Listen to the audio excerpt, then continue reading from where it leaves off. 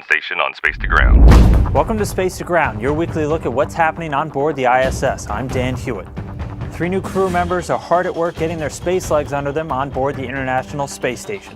Reed Wiseman, Max Zarayev, and Alexander Gersh just completed their first full week, jumping right in with experiment and repair work.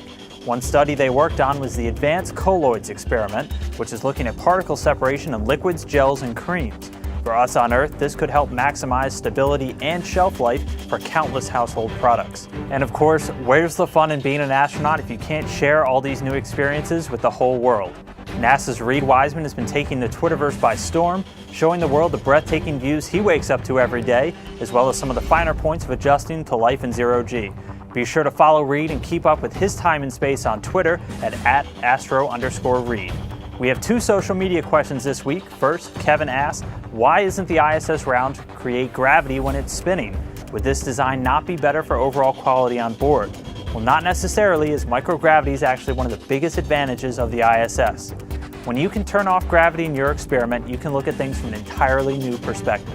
Studies on microorganisms, fluids, and other materials are just a few areas where we're able to see exciting new behavior that impacts how we do things in space and here on Earth.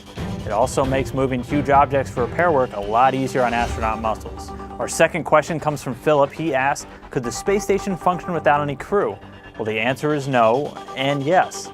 Simply put, we need the people to do the science. They act as the hands for every researcher flying experiments to the ISS, as well as being the on-orbit repair experts in case anything breaks down.